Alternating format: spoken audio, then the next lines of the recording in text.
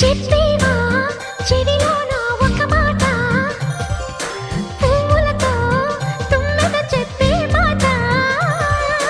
నీ చిరునవ్వు సాక్షిగా తాజ్ మహల్ నాదట, నీ పెదవంచు సాక్షిగా షాజహాను నేనట. నీ తీయని ప్రేమకి నా పెదవే నజరానా, నీ బయటకి నేనిక బానిసనే నెరజానా.